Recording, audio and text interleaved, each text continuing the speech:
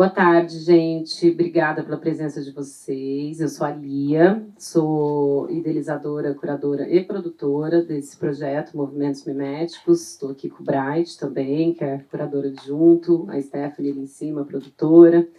A Gabi aqui do CCBB, queria começar agradecendo ao Banco do Brasil, Centro Cultural Banco do Brasil pelo espaço, e ao Eduardo Surur, que está aqui com a gente para falar um pouquinho sobre a trajetória dele. Um pouquinho não, um pocão, né? Um pocão. Me pediram um pocão. Um pocão. Eduardo, obrigada por aceitar esse convite.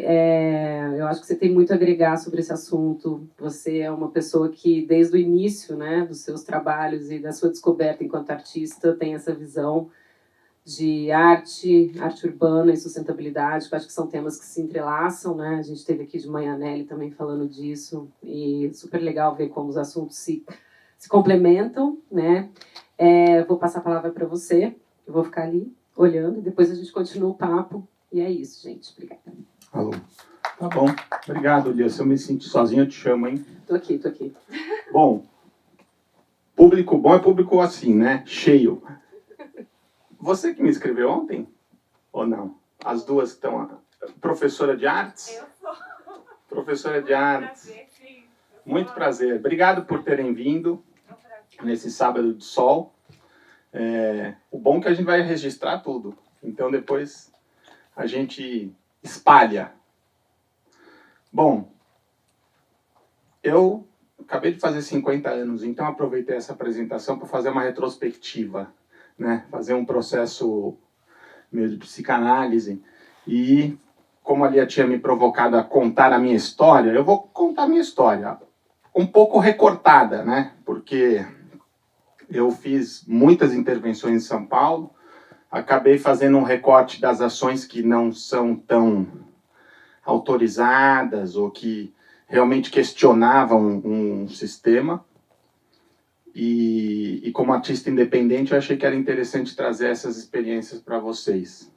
Eu já trabalhei com a instituição, CCBB, trouxe esse projeto aqui para mostrar também. Foi em 2008.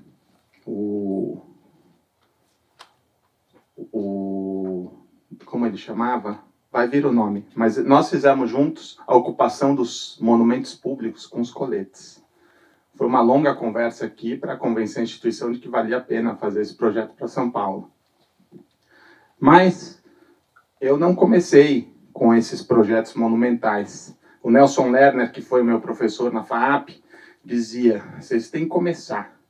Como é que a gente faz para ser artista? Como é que a gente faz para tirar uma ideia e pôr no mundo? Começa. Essa era a provocação dele na classe.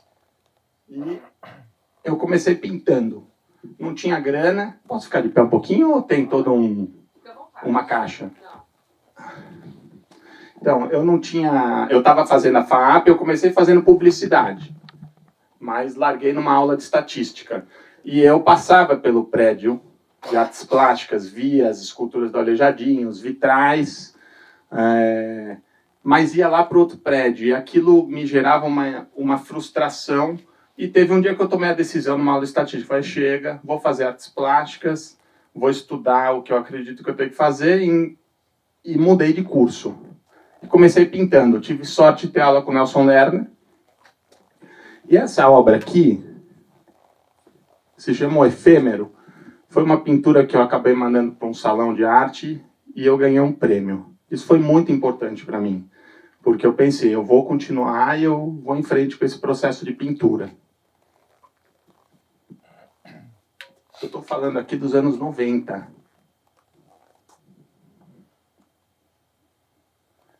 E tem essa questão figurativa, era tinta a óleo. E eu fazia viagens pela América do Sul, ainda não tinha digital, eu andava com uma máquina fotográfica, eu ia fazendo o registro dos carros e das paisagens abandonadas. Quando eu voltava para o meu ateliê, que nem era um ateliê ainda, eu fazia os recortes desses negativos já. Ou seja, eu não sabia o que eu captava, não tinha essa dinâmica que a gente tem hoje. Eu trazia esses cliques de viagem e depois eu fazia essas pinturas. Tinha uma coisa meio Hopper, de solidão, de introspecção, aquele sentimento lá. Já era uma maneira diferente de registrar a viagem. E ainda durante a faculdade, aquele velho sonho de morar na praia, eu fui e eu já ia fazendo alguns experimentos. Esse é um experimento que parece um pouco infantil, mas ele tinha algumas pistas que foram bastante marcantes para o meu trabalho depois, que é a ocupação de espaço público, a ocupação de uma praia, o interesse pelo espectador que não está preparado para receber isso, ou seja, fazer uma disseminação dessas experiências, e o trabalho coletivo. Eu pintei os primeiros, depois quando eu resolvi fazer 500 carrinhos, eu reuni todo mundo na classe e convidei as pessoas para fazerem happening junto, de produção, e um dia eu fiz essa linha na praia. Como os sonhos às vezes não são exatamente como a gente pensa, eu voltei para São Paulo, eu tive que voltar para trabalhar, e formado, me chamava muita atenção esse prédio, que ficava na Doutor Arnaldo. Vocês devem se lembrar, o Esqueleto da Mulher, que hoje é um hospital, mas ficou mais de 10 anos abandonado, e eu subi aquela ladeira do cemitério, sempre indo embora da FAP, e eu resolvi fazer uma intervenção nesse lugar, que se chamava Acampamento dos Anjos. Isso foi uma revolução na minha vida, pessoal e profissional, porque eu descolei do plano bidimensional da pintura e comecei a enxergar a cidade como uma plataforma de trabalho. A cidade seria uma tela em branco onde eu realizaria o meu trabalho. E esse era um trabalho muito ligado à espiritualidade, a rompimento dessa fronteira que eu tinha no ateliê, assim, como é que eu descolo da parede? Não foi fácil. Teve um dia que eu fui para o Palácio do Governo de manhã e só saí no final da tarde. Só saí quando o assessor me recebeu, porque eu precisava de uma autorização para fazer esse projeto. Eram 40 barracas que ficavam iluminadas à noite. Então, para mim era uma pintura de luz própria. Então eu consegui me descolar da pintura e começar a enxergar a cidade como uma possibilidade de trabalhar como artista a partir dessa obra. Foi nos anos 2000. Eu continuava pintando, mas já não era tão fácil para mim, porque a pintura é a linguagem mais difícil que tem. Ela é muito solitária, muito paciente, e o mundo é justamente o oposto disso, né? Ele é frenético, dinâmico. São Paulo é uma cidade que não para. E essa é a vista do Acampamento dos Anjos para a cidade.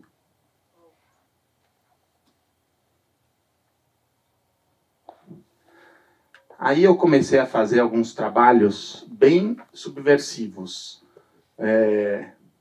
na linha de contestação. E esse foi um dos primeiros que eu fiz, que se chama âncora. Eu instalei uma âncora no Monumento às Bandeiras, porque eu pensava que um barco que não sai do lugar, com essas características em que os bandeirantes estão sacrificando os índios e os negros para empurrarem esse barco que não sai do lugar, falta-lhe uma âncora. E eu instalei essa âncora em plena luz do dia, no monumento, sem autorização. E deu certo, eu pus a âncora. Só que o melhor da história é o que vem depois, que é tirar a âncora. Eu resolvi tirar a âncora. Falei, tô com saudade da escultura, vou tirar. Quando eu fui, a polícia disse, se você tocar nesse objeto, você vai ser preso. Eu falei, por quê? Porque ela pertence ao patrimônio histórico da cidade. Você não pode tocar. Ou seja, foi uma ação que mostrou o erro 2 vezes, né? A arte, ela está sempre um pouco adiante. E essa ação mostrou isso. Eu tenho um filme que foi feito com uma câmera. A gente não tinha equipamento na época, mas pegou o momento da polícia me questionando. Vamos ver se eu acerto aqui. O senhor aqui retornou? Como é que você pôs a âncora aqui sem comunicar? Positivo, a gente está tentando orientar o mesmo, mas ele se recusa, dizendo que colocou sem autorização nenhuma e vai retirar sem autorização nenhuma. Bom, então é o seguinte, você não vai tirar essa âncora. Não posso tirar. Pode ser. Para instalar essa âncora, eu acredito que você deve ter pegado autorização em algum lugar. Não? Então, veja bem, o que acontece é o seguinte. A administração me passou o seguinte. Eu não posso, de repente, deixar você levar a âncora, porque é o seguinte, eu não sei, de repente, se você realmente é proprietário da âncora. Certo? Eu não tenho documentação nenhuma sua, não tenho uma identificação. A administração lá do parque não tem identificação nenhuma sua. Nem mesmo o pessoal da subprefeitura lá tem. Certo?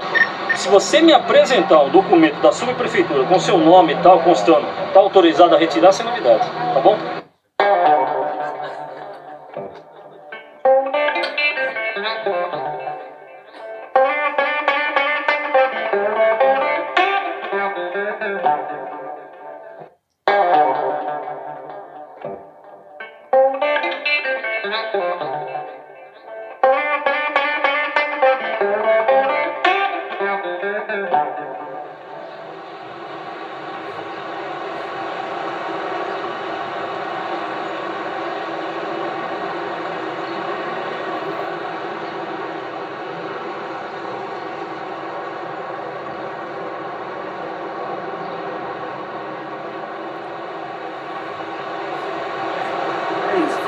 Filme tosco, mas que captou, né? Captou um erro geral assim das coisas e que eu aproveito essas situações para fazer o meu trabalho. Nesse mesmo ano, eu fiz uma outra intervenção nos outdoors da cidade. Não existia Cidade Limpa, que é essa lei que proibiu, baniu a mídia exterior, e eu ficava muito incomodado em ver essa publicidade o tempo inteiro, e eu resolvi vestir um avental de mídia e explodir bombas nesses outdoors. Eu devo ter feito umas 90 explosões. Para eles era cócega, eles trocavam as imagens, mas eu fui captando isso lentamente com meus amigos e também virou um filme que se chama Atentado.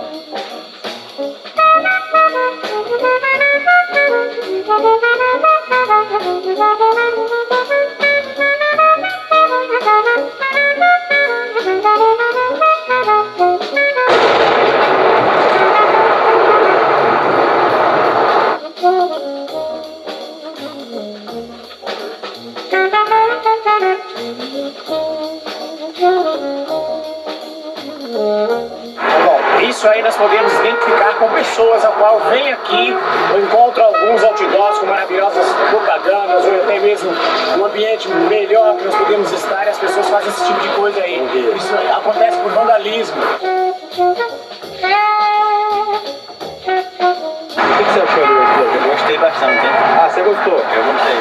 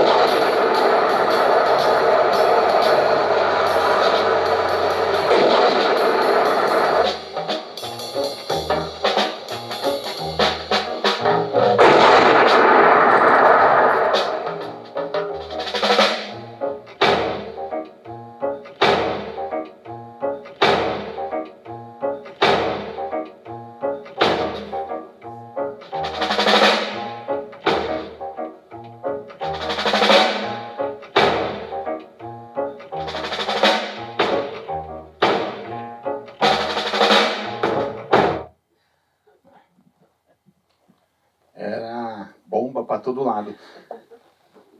E era isso, era experimental. Eu queria sair do ateliê e usar a cidade como plataforma de trabalho e correr risco, né? Sempre essa adrenalina permeando o conceito. E aí eu começo a procurar parceiros para isso, né? Não é só para segurar a escada. Escuta, vamos documentar, vamos tentar melhorar o registro, porque depois acaba. Esse filme que foi para a Bienal de Havana. Esse foi em 2006. Faz um tempinho e, coincidência ou não, ano seguinte entrou a Lei Cidade Limpa em São Paulo, acabou. E aí eles me chamavam, inclusive, na prefeitura, na área de urbanismo, para apresentar esse trabalho, mostrar como é que era a cidade, como que a arte... Eu vou trazer um outro exemplo de intervenção não autorizada, que cutuca bem esse limite entre publicidade e arte, como a publicidade explora a arte, e eu vou lá e coloco um freio nisso, ou uma outra maneira de ver que agride a publicidade, de certa forma, nessa exploração indevida do nosso campo de atuação. Aí, voltando da praia, cansado dessas aventuras aí de risco, eu ficava olhando o Rio Pinheiros. O meu ateliê fica em frente ao Rio Pinheiros.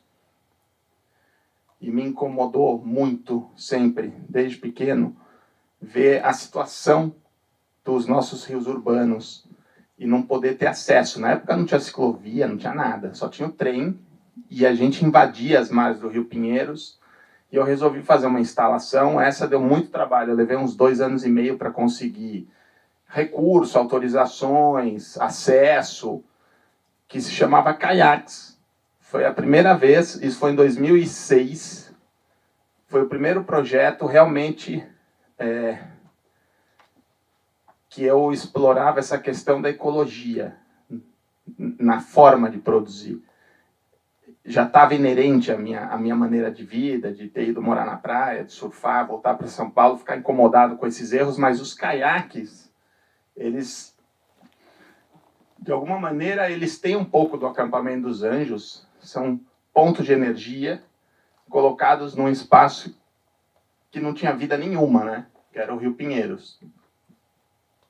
Só que aqui eu aprendi com o trabalho umas coisas que eu não esperava, que é a perda de controle. O mundo está cheio de especialistas, sempre preocupados em manter o controle da situação. Aqui eu perdi o controle absoluto da obra, porque veio uma chuva muito forte, o lixo da cidade arrastou as peças, e elas ficaram amontoadas nessa imagem, que todo mundo achou que eu tinha produzido isso, que eu tinha feito. Mas eu não fiz, era impossível. Isso foi feito pelos habitantes da cidade, pelo lixo do rio. Tinham toneladas de material aqui. E aí isso saiu na primeira página e gerou uma confusão com o governo. Mandaram tirar a obra, não tirava, e ficou umas 2 semanas assim, uma questão, e eu consegui manter a obra, mas o registro foi feito.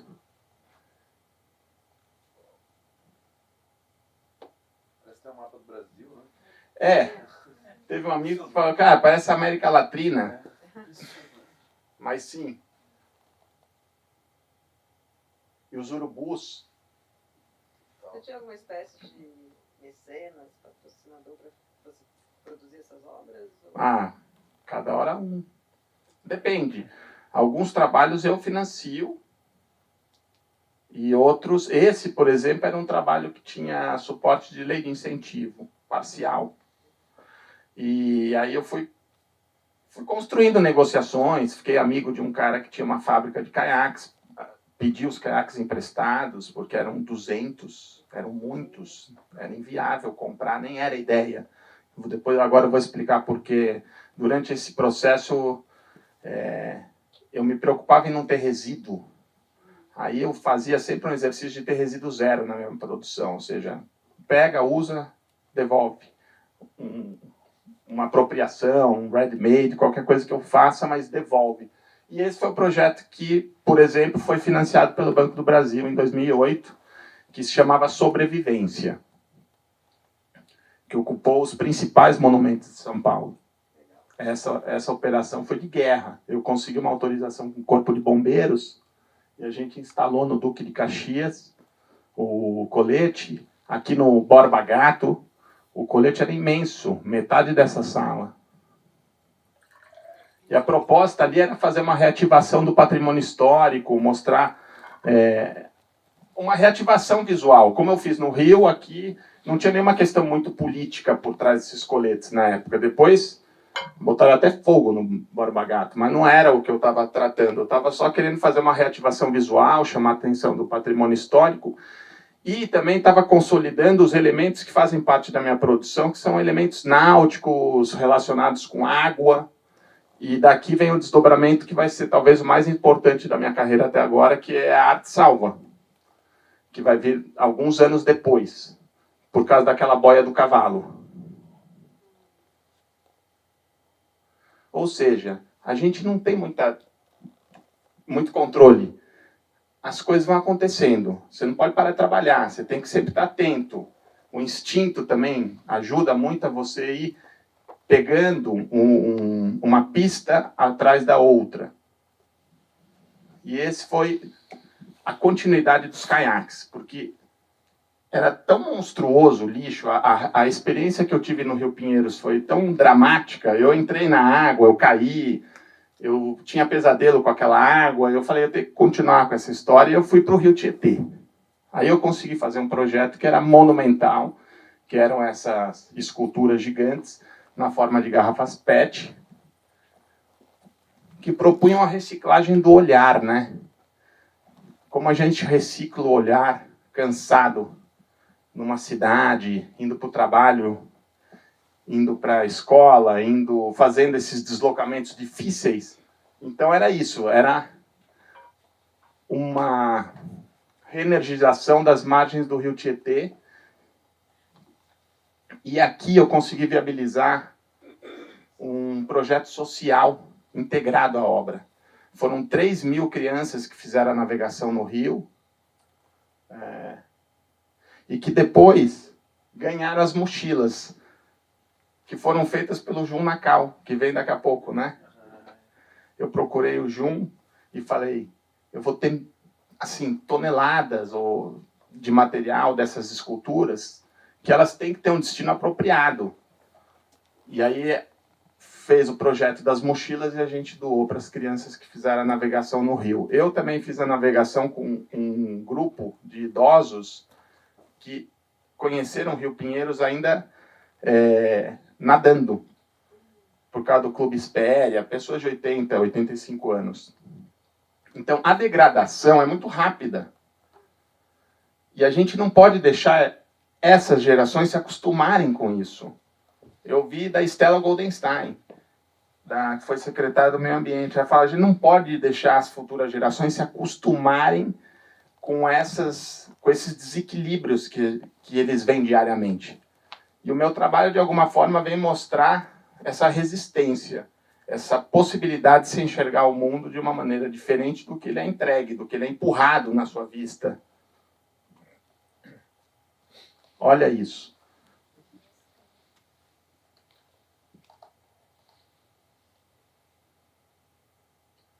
Essa mudança de escala, eu não sei, cada hora que eu vejo essa imagem eu penso de uma forma diferente. O trabalho fala de uma maneira diferente. Porque é irônico, né? A obra está lá, é monumental, mas ninguém percebe ao mesmo tempo. Percebe. Mas será que a gente percebe o que está fazendo?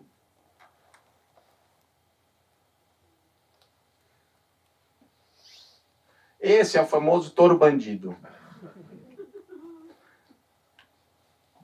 A Call Parade veio para São Paulo e inundou a cidade com as vacas, com a defesa de que era arte pública. Eles fizeram uma edição que foi razoavelmente bem executada, os artistas foram convidados, e aí o negócio deve ter dado certo para eles voltaram para São Paulo e fizeram uma segunda edição muito mal feita. Muito safada mesmo, em que não tinha nenhuma diluição de fronteira, era a vaca da Adesa, a vaca da joalheria, E eu fiquei muito incomodado com isso e resolvi aprontar com o evento e fiz o Touro Bandido. O Touro Bandido é um símbolo, ele existiu, né? Personagem de novela, famoso, tem milhões de filhos por aí, nunca foi domado em rodeio. Para mim era o ícone perfeito da arte indomável. Aí eu fui na madrugada e instalei 2 touros bandidos em cima das vacas. E fui com uma amiga jornalista e a gente foi documentando tudo em tempo real, porque eu tinha certeza que ia durar pouco. E o risco de borrachada era grande.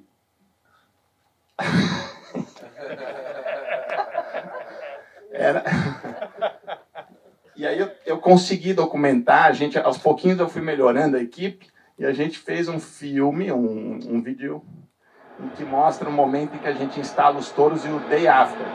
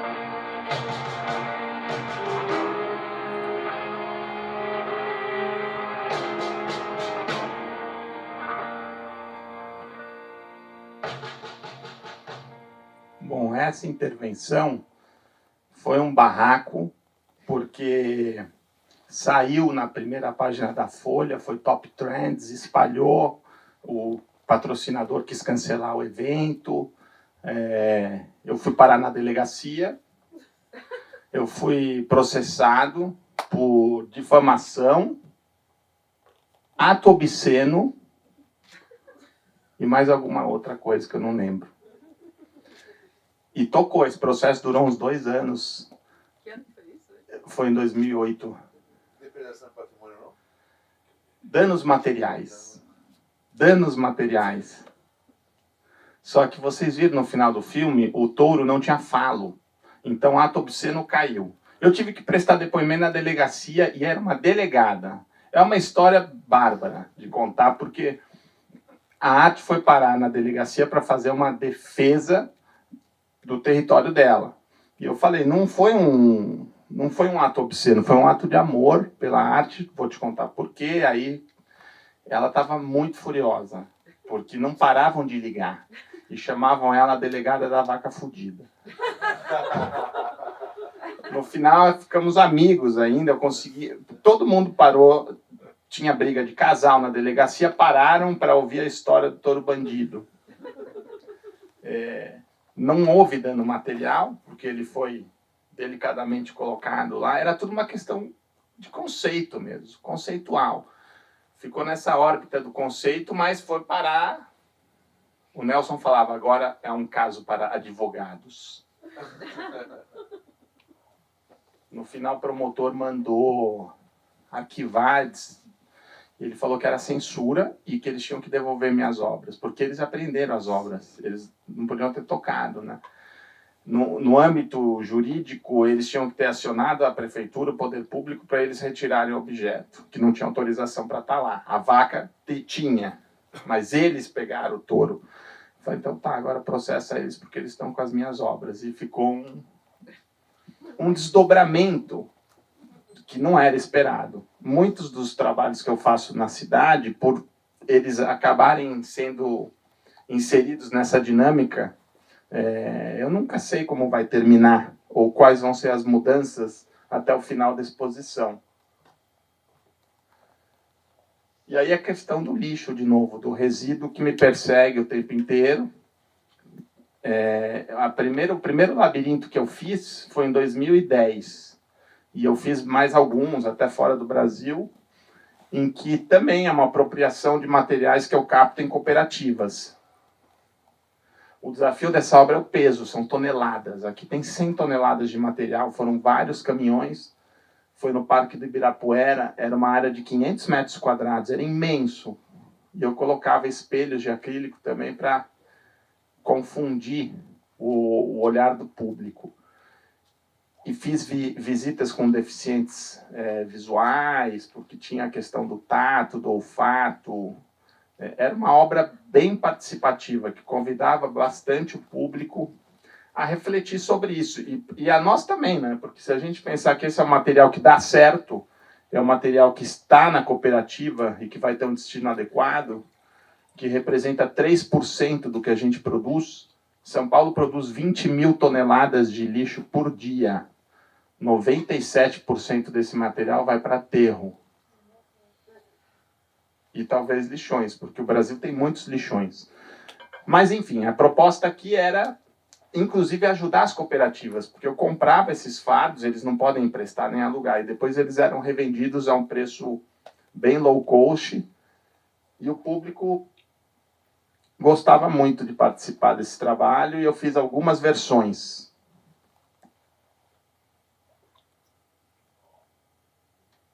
Esses acharam a saída. Esse foi no Parque Vila Lobos. E aquela boia no pescoço do cavalo desdobrou nessa ação que foi em Brasília, a Arte Salva. E às vezes me pergunto, como é que você teve essa ideia? Como hoje a gente está meio em família aqui, né? Não está cheio. Eu vou contar. Foi um desafio que o nosso amigo Fernando fez num jantar. Eles estavam falando de política para cá, política para lá, e isso estava me enchendo a paciência. Eu falei, vocês falam, mas não fazem nada.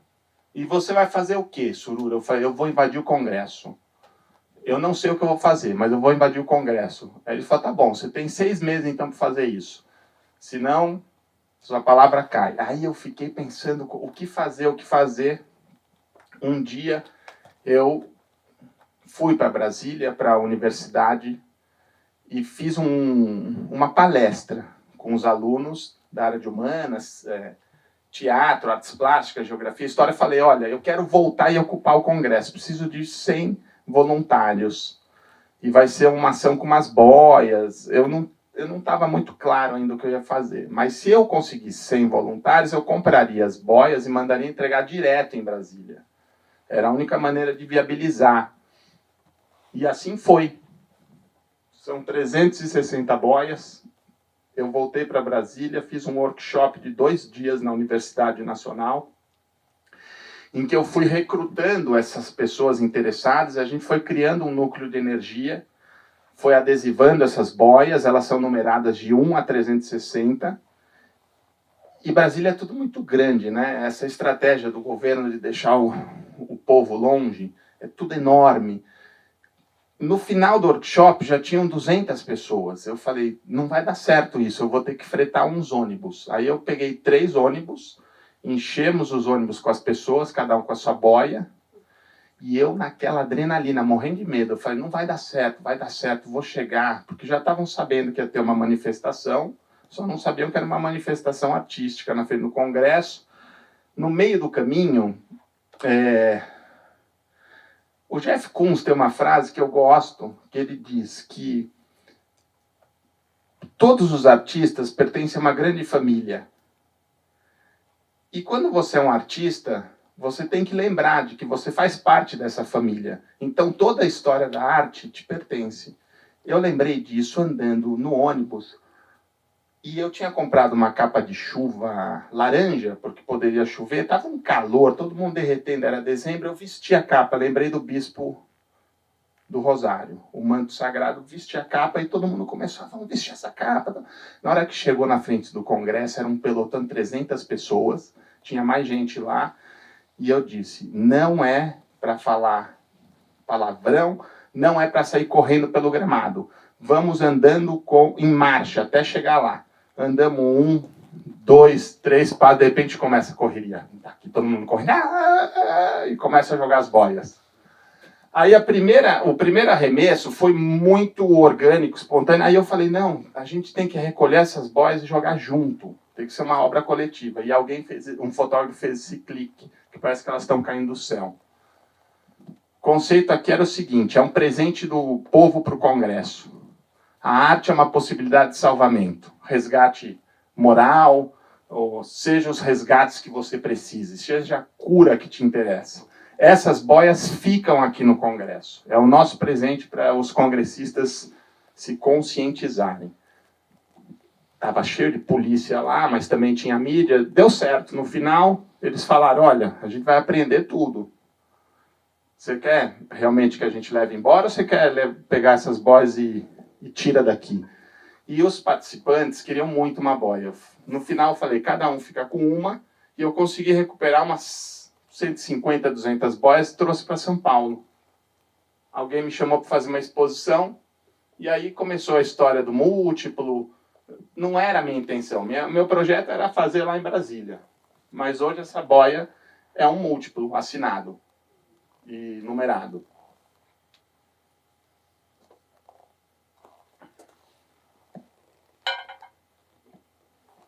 Aliás, segundo semestre tem livro chegando aí, vai chamar A Arte Salva. Esse cara tirou a roupa, entrou no espelho d'água, e essa é um registro quase no final do dia, com os participantes. Tem um filminho, tem um vídeo bem interessante no meu site, que eu resgatei 2 anos depois, porque tiveram uns estudantes de cinema que captaram as imagens, e eu fui descobrir isso depois, nem lembro como, reuni esse material, dei para uns amigos de uma produtora, e a gente fez um material para uma exposição que foi para o Rio de Janeiro. E esse sou eu, depois de um banho de consumo, que é mais uma coisa que é inacreditável que a gente consome. Então eu fiz uma performance que eu ia para um supermercado e o desejo pelo consumo era tanto que eu não conseguia nem chegar no caixa. Eu consumia no corpo, sempre a pintura, né? Sempre a pintura permeando o meu pensamento, uma maneira de como eu vou fazer o trabalho. Nesse caso eu era a tela e eu fui consumindo esse material no próprio corpo. No final, era um supermercado sujo e paguei só as embalagens no caixa, porque tudo já tinha sido consumido.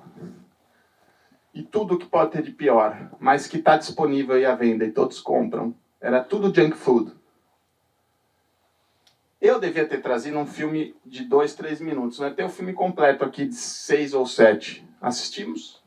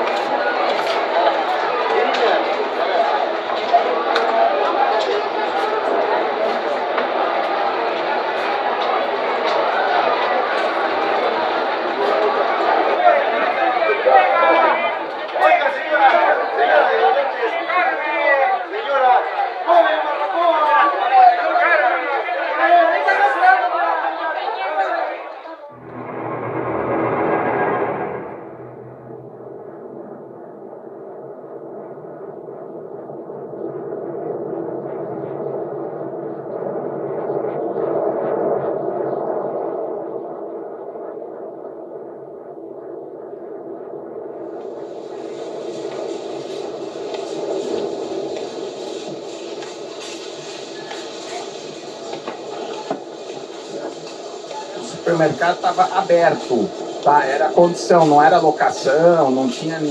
Era tudo real, rolando mesmo.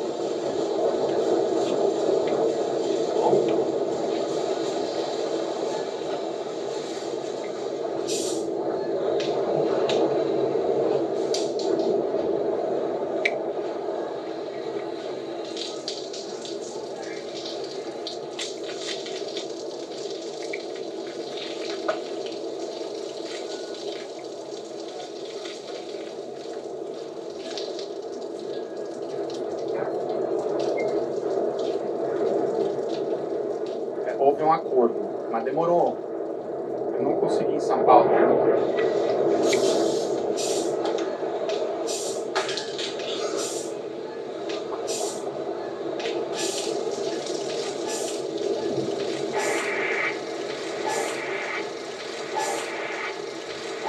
O áudio também é todo produzido com sons e supermercado.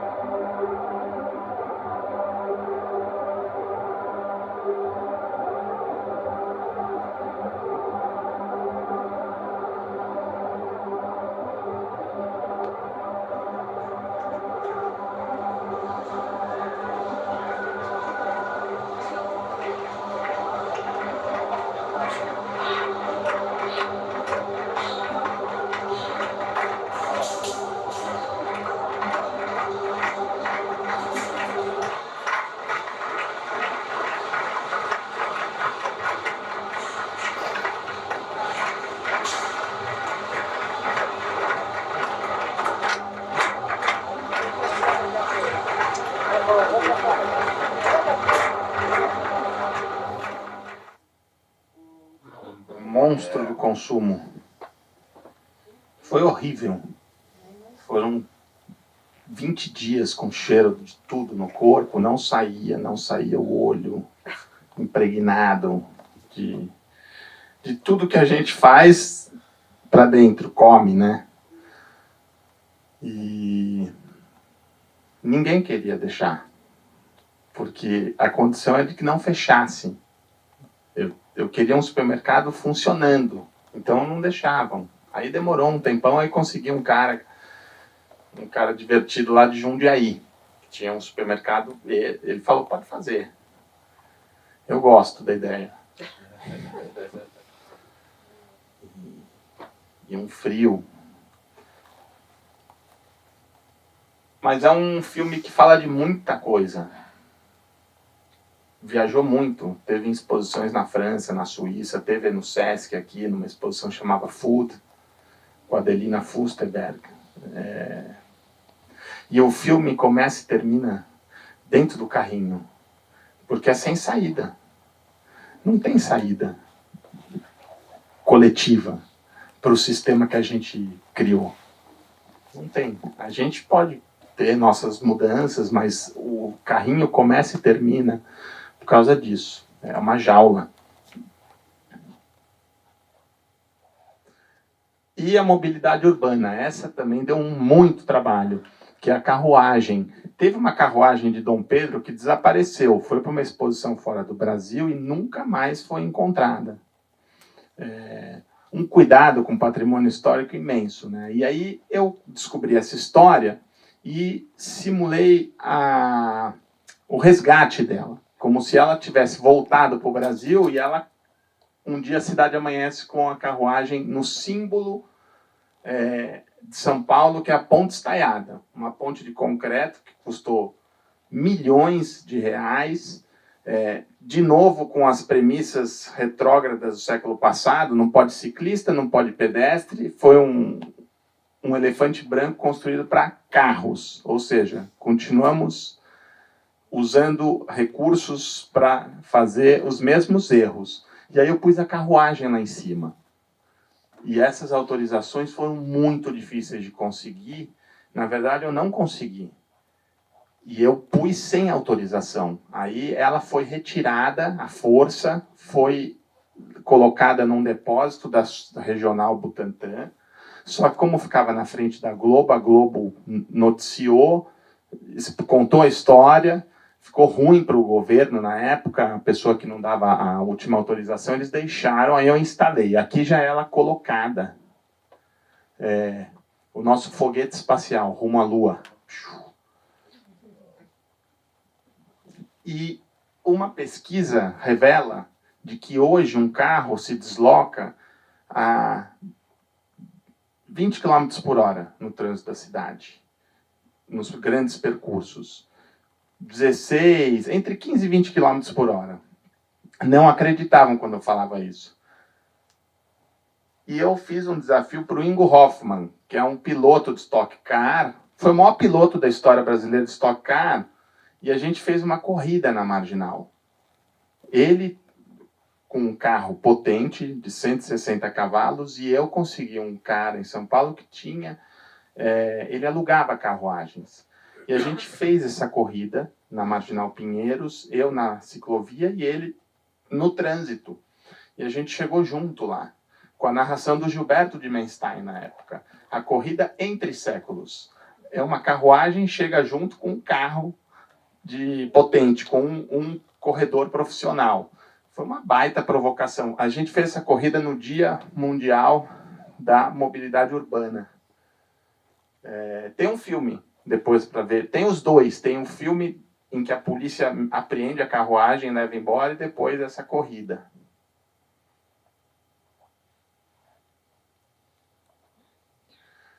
E essa obra eu trouxe porque era aqui perto.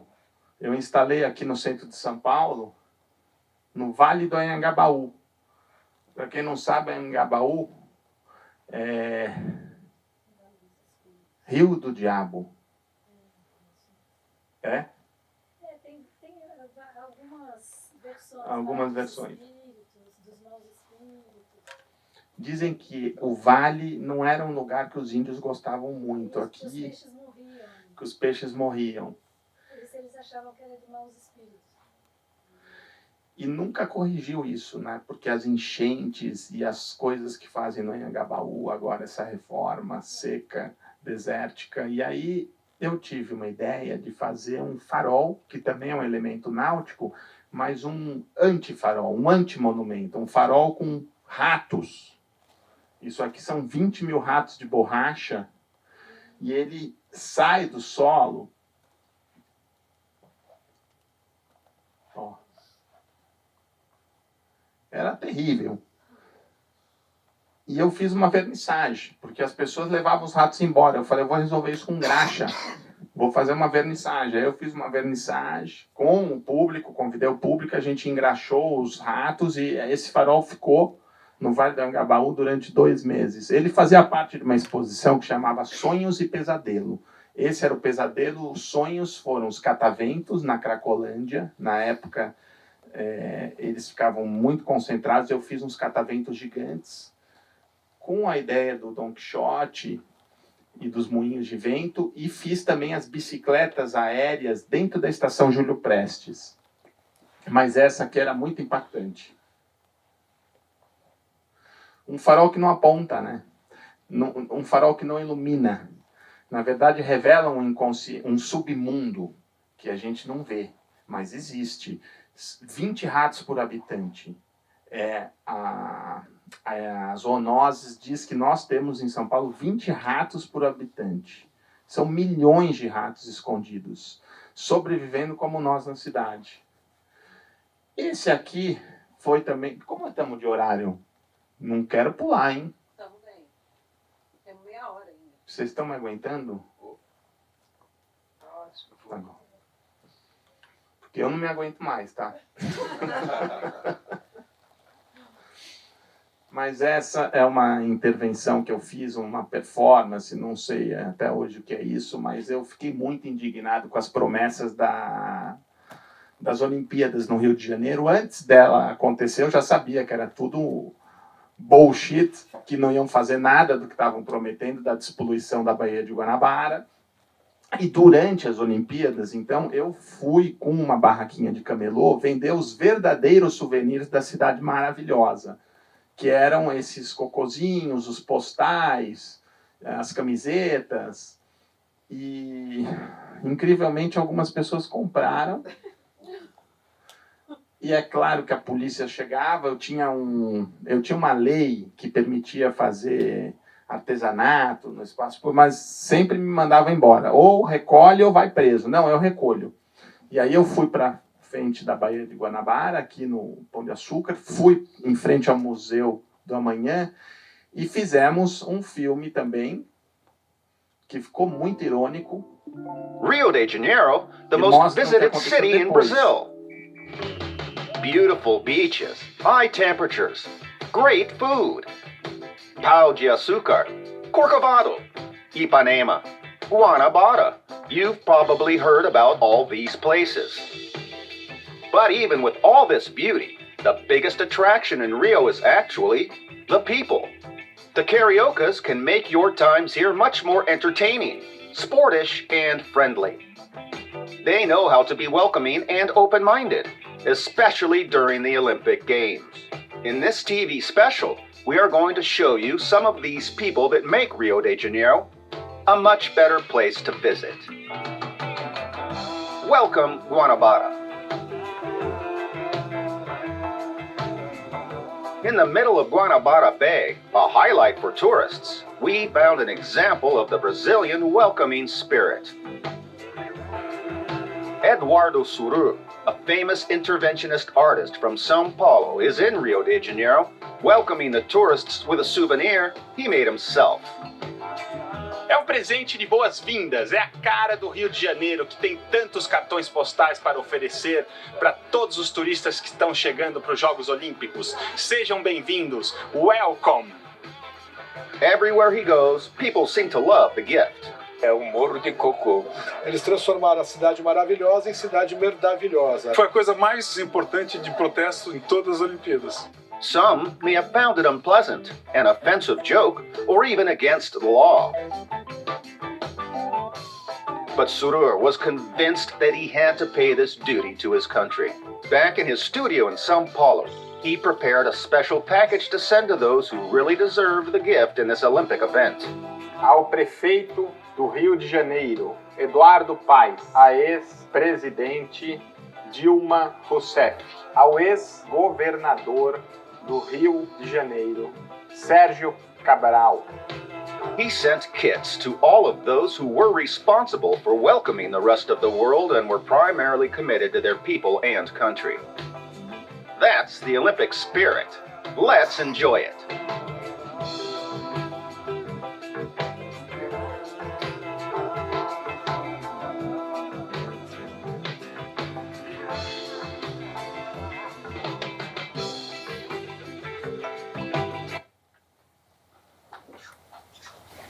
De volta para São Paulo. Essa é a vista do meu ateliê. Você não foi ainda, Lia. Não, olha isso. E de frente para o Jockey, a Marginal.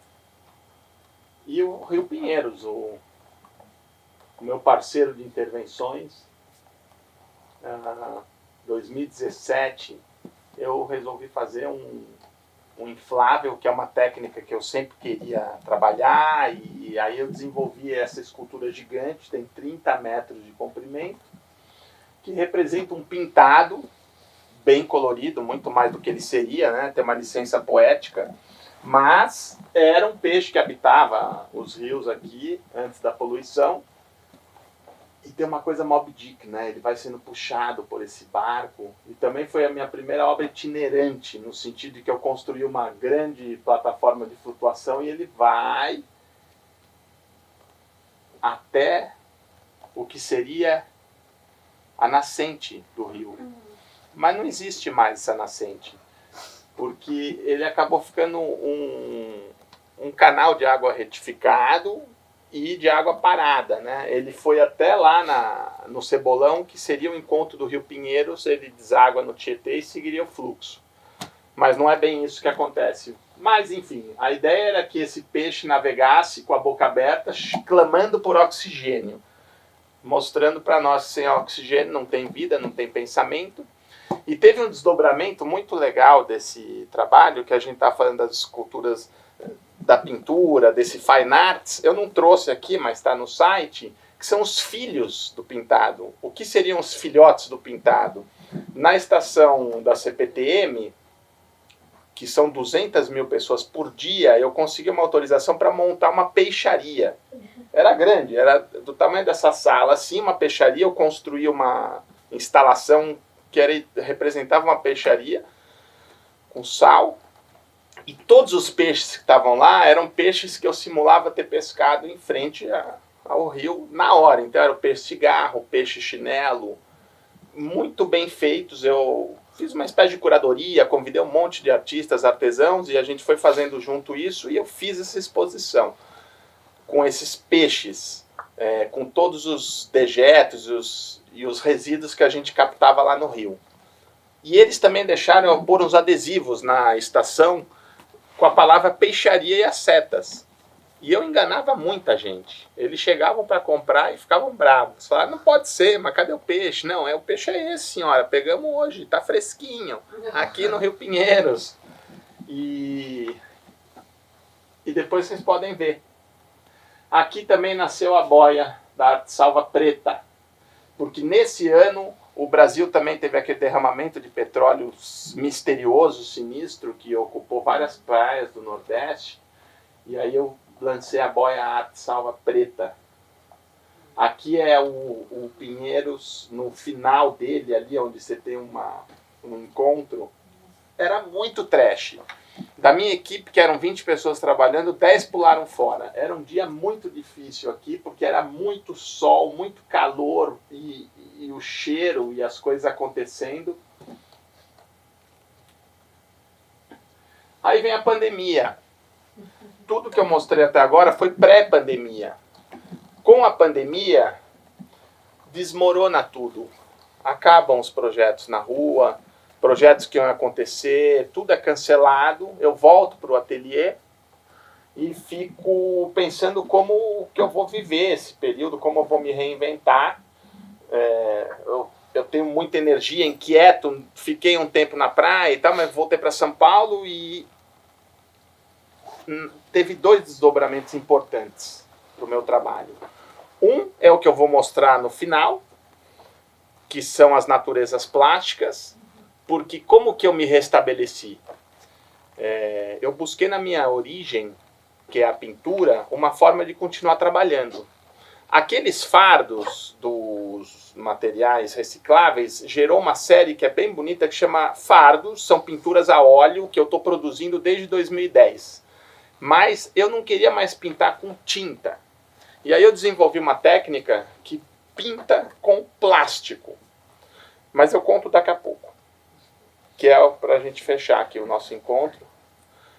Quando acabou a pandemia, eu fiz essa instalação que para mim representa muita coisa, que se chama Voo dos Pássaros. Ela nasceu de uma gravura que eu tinha em casa, que desapareceu há muitos anos atrás, de Evandro Carlos Jardins, que era uma gravura, que era uma árvore central com milhares de pássaros voando em volta, muito linda, muito poética.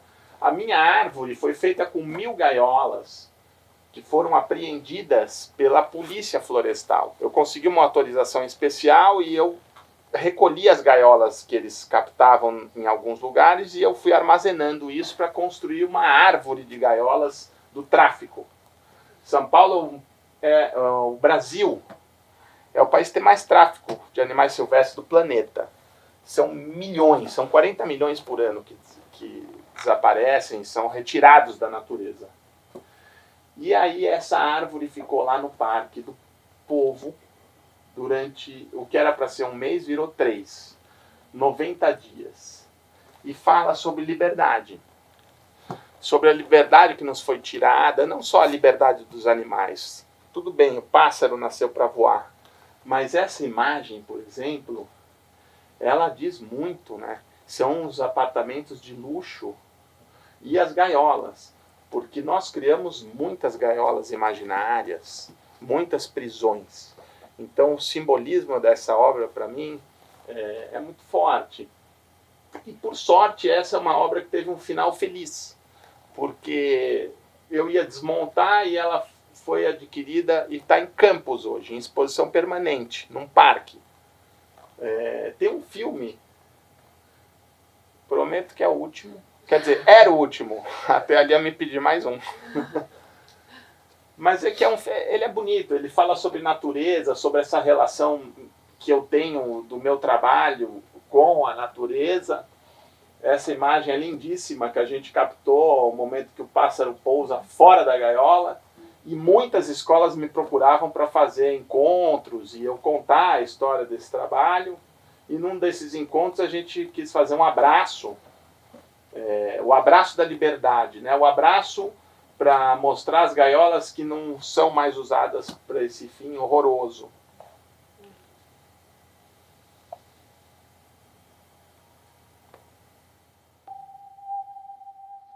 Humanos e animais são interdependentes na natureza. Nós gostamos de nos relacionar com os outros. Somos seres sociais. Você acha normal ainda ver pássaros presos em gaiolas?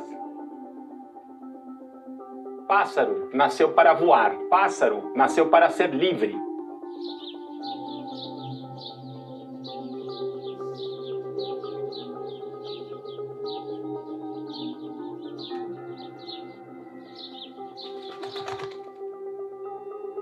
Por que muitas pessoas ainda sentenciam os animais a um lockdown eterno, prendendo-os em gaiolas pelo resto da vida?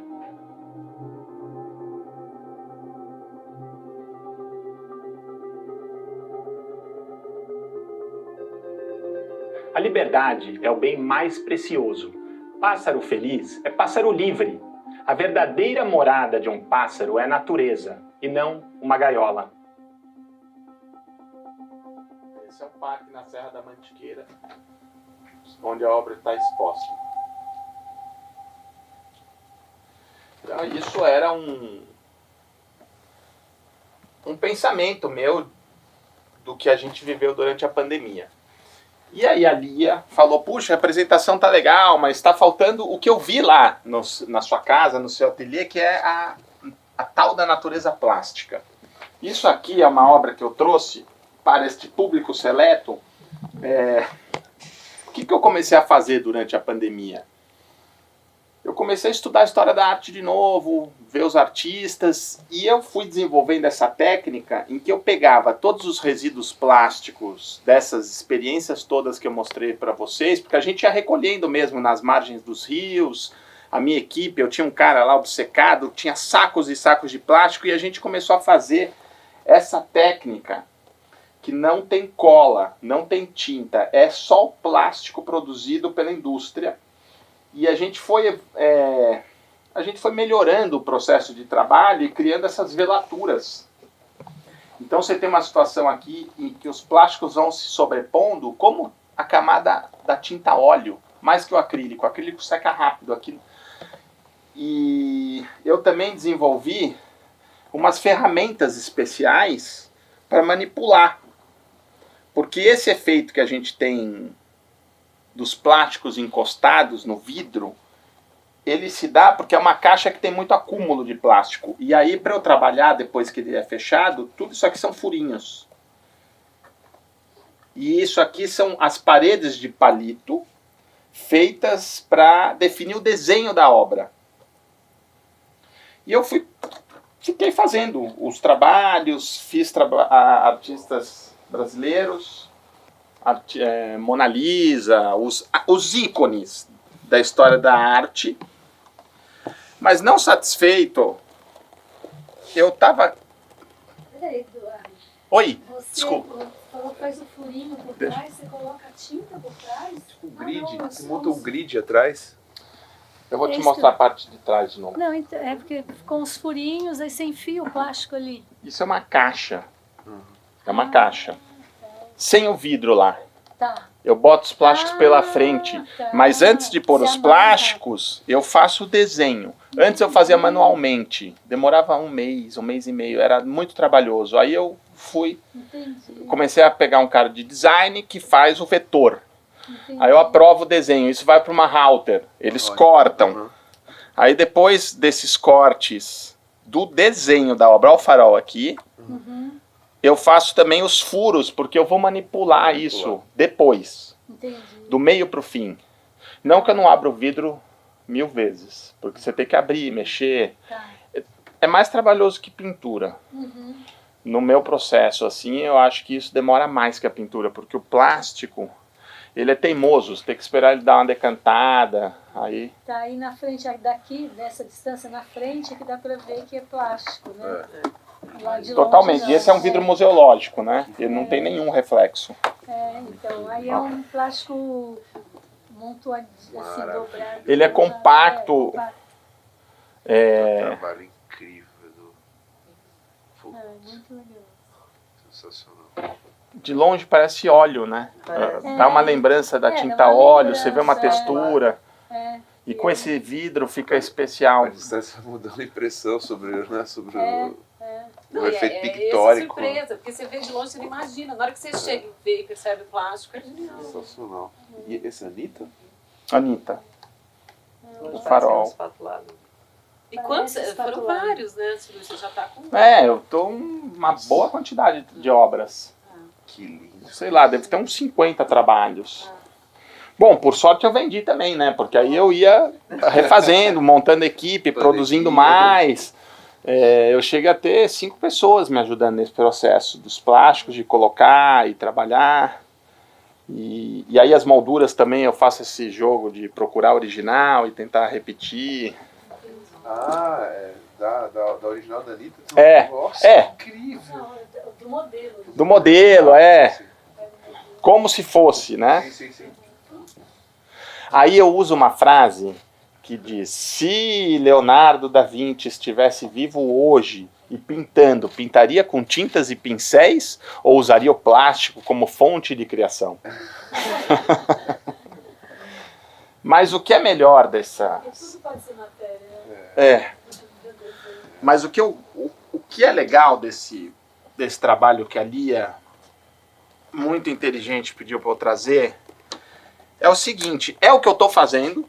Depois da pandemia, eu poderia dizer que é o meu carro-chefe, é o que eu me dedico mais a fazer, porque eu queria desenvolver um projeto que fosse além só de fazer essas pinturas autorais. Aí nasce o projeto Natureza Plástica, que vai para a periferia e ensina os professores e as crianças a fazerem de um outro jeito. E por isso que foi legal vocês virem. Você chegou a ver alguma coisa sobre a natureza plástica nas escolas? Eu. E sim, a professora. Então, professora curiosa, eu conheci seu trabalho na faculdade e por muito tempo eu trabalhei numa ONG. Então, na ONG eu já falava sobre seu trabalho. E hoje eu continuo, saí da ONG, né? E na escola do meu trabalho eu gosto sempre de levar esse assunto. Quando a gente entra em temas de arte e sustentabilidade, eu gosto de levar essas pautas para os alunos, né? E aí eu gosto de levar essa questão, inclusive eu já, como eu comentei, escrevi para você, eu coloco nas minhas provas, né? Para eles terem essa reflexão da importância que se tem esse assunto. Aí foi esse tema, né? A natureza plástica. Da natureza plástica. Sim. Porque esse projeto ele começou pequeno, logo em seguida a pandemia, aí ele foi ganhando uma outra dimensão. Hoje ele já atendeu 10 mil crianças. 10 mil. Eu já fui para 5 ou 6 céus, já fui para cidades do interior do estado. Então, eu trouxe Tem um vídeo que eu acho que o vídeo é muito legal, ele é dinâmico e mostra as etapas. Aí depois a gente pode bater um papo. Pode passar já? É aquele que subi ontem, separado. É.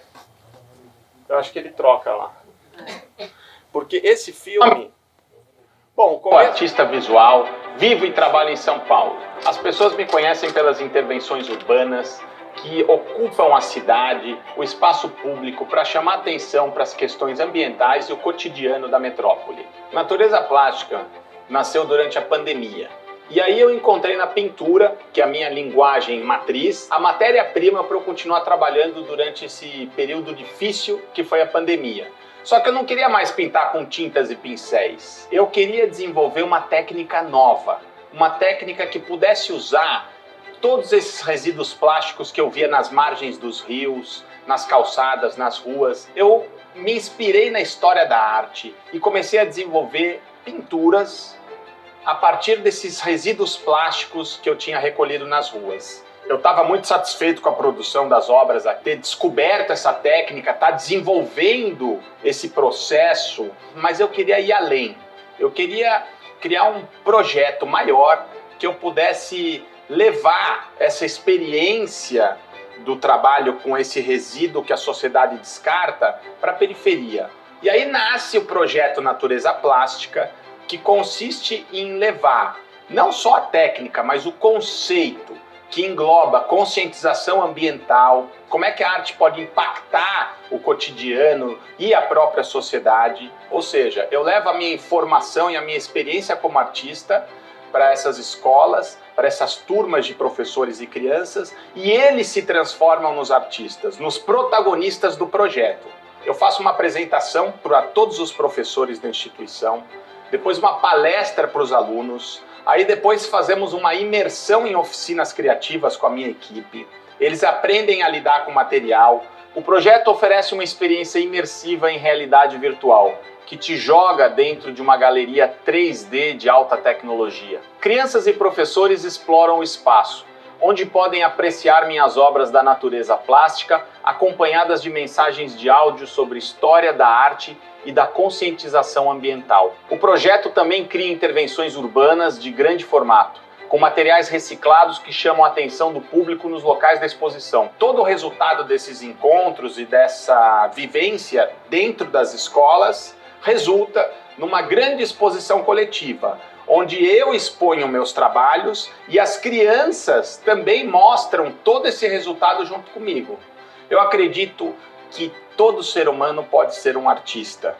E nesse sentido, o projeto Natureza Plástica entrega o pincel e as tintas, simbolicamente, para um monte de gente. Eu pergunto para vocês, se Leonardo da Vinci ou Van Gogh estivessem vivos hoje, utilizariam tintas e pincéis ou usariam plástico como fonte de criação?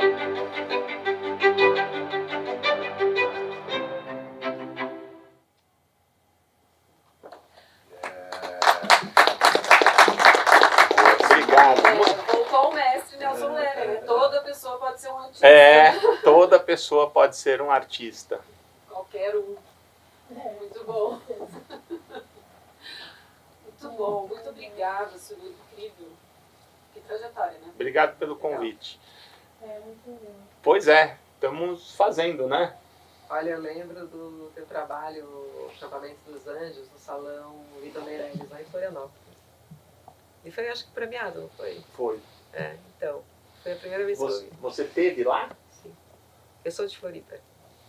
Aquilo foi emocionante. Foi. Porque eu tinha ganhado uns prêmios com pintura, mas eu tinha que tomar a decisão, né? Você só pode mandar um. E aí eu falei, na época eu trabalhava na Vermelho, com o Edu. Falei, Edu, tá me enchendo o saco pintar. Tá, assim, eu vou mandar o acampamento. E ele falou, manda. Aí eu mandei um projeto que era fora do espaço oficial, era na arquitetura, sem nenhuma garantia de sucesso, e eles falaram, vamos aceitar. Então rolou no MAC de Curitiba, foi no mesmo ano, 2002, e lá no Vitor Meirelles. Aí eu ganhei o prêmio, no dia seguinte veio uma frente fria e arrancou, não é que arrancou a barraca, mas deformou a barraca. Quebrou as hastes, ainda não tinha feito as adaptações, eu fui melhorando, mas isso virou um bafafá. O que é arte, o que não é arte, saiu no jornal lá de Floripa, todo mundo contestando, pô, a obra premiada do artista já estragou, mas afinal é a obra, é o conceito. O assunto de sempre, desde o Champ, mas mais uma vez a gente... E abriu muitas possibilidades para o próprio salão essa conversa lá, foi muito legal. Nossa, Aí eu arrumei a barraca. Na época eu achei genial, assim. Eu falei, putz, por que eu não tive essa ideia? Mas muito bacana. Porque você é artista também? Eu sou formada em artes plásticas. Hoje eu sou gerente de programação aqui no CCBB, mas não estou produzindo mais, mas já produzi. Sabe como nasceu o acampamento? De um salmo. O anjo do Senhor acampa-se ao redor dos que o temem e os livra. Eu falei, puxa vida, uma barraca de camping. Por que os anjos têm que ser interpretados ou representados sempre como uma figura com asas? Você pode pensar que tem um anjo dentro da barraca, ou não. Vai depender do que você acreditar. Foi assim. E aí a primeira barraca que eu montei foi no meu ateliê, num prédio lá da Marginal, no canto, sem luz. Eu trouxe aqui o resultado final. Na verdade, você acaba humanizando o anjo, né? Que é uma figura meio celestial, assim. Eu acho que você colocando ele dentro de uma barraca, tem A barraca, né? Nossa. Você acaba tornando ele humano, né? Mas a trajetória do Acampamento dos Anjos foi assim, foi em casa, pequeno, subjetivo. Aí essas apostas nos salões que deram certo. Quando eu voltei para São Paulo, aí eu voltei com a carga máxima. Eu falei, eu vou ocupar aquele prédio, eu tenho que entrar lá. E aí eu invadi o prédio e fui entendendo. E deu certo também, porque foi uma conjunção de datas. Porque para o governo era horrível expor o prédio. Mas eles iam retomar as obras. Acho que na época era o governo Alckmin, não sei como é que foi, que eles pensaram, é legal. Depois da obra desse cara, a gente vai realmente terminar o hospital da doutora Arnaldo, que hoje é o Hospital da Mulher, né? Não, era para ser o Hospital da Mulher, é o Hospital do Câncer.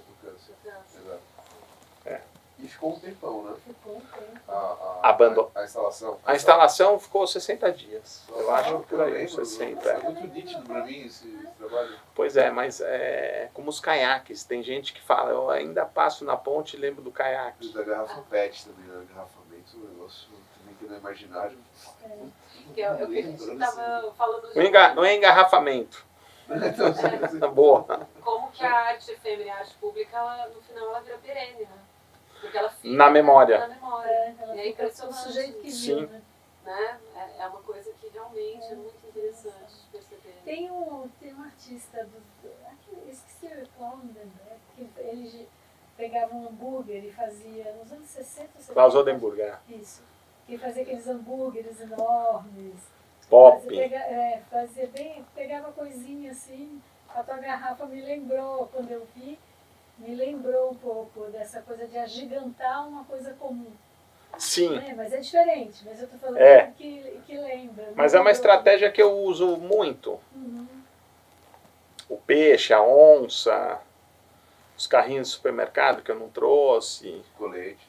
os coletes. Os coletes foi meio sob medida, né? Mas é impressionante a escala deles. Né? Escala.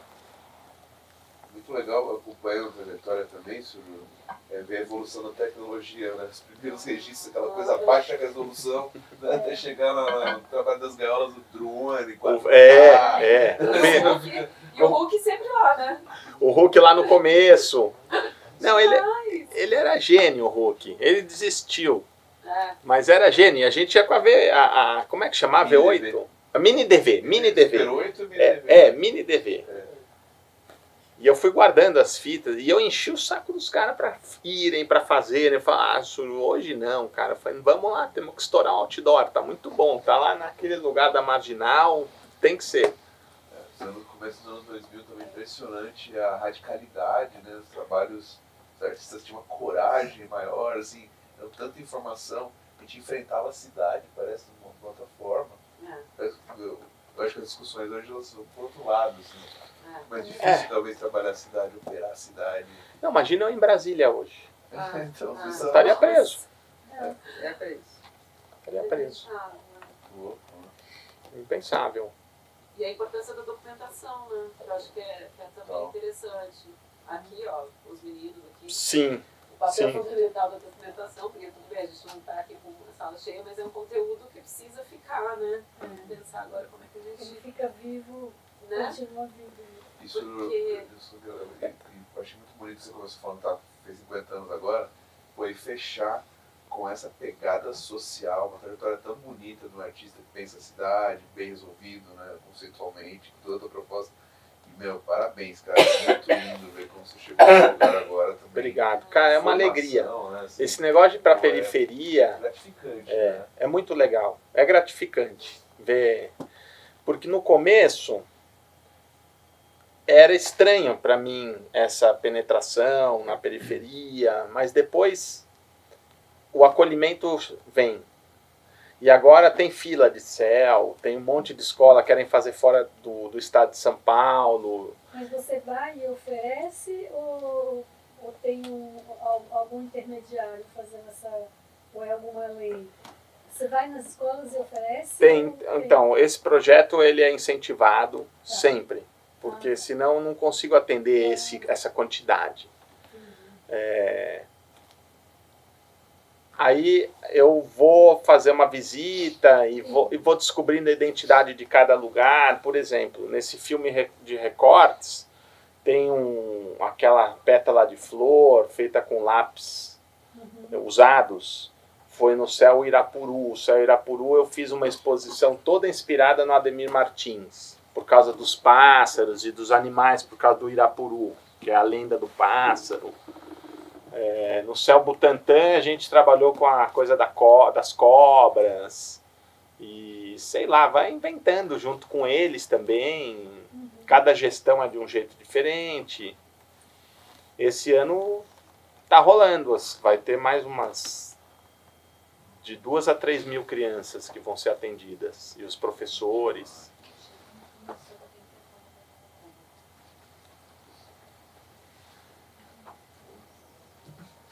Muito bom, muito obrigada. Obrigado. Demais. E é isso, muito legal ver a trajetória. Faz diferença, né? A gente viu que nós somos o capitalismo, né? Assim, a questão da mídia. Como ela se sobrepõe, né? as escalas, a escala mínima, a escala máxima, mas no mesmo desdobrar, né? Muito interessante. Parabéns. Obrigado. Né? Obrigado pelo convite. Foi bom para mim também. Eu não fazia uma palestra, ainda bem que estava vazio. Mas é feito com Desde a pandemia. Desde a pandemia. Eu falei, caramba, falar em público sempre dá aquele calor, né? É legal, né?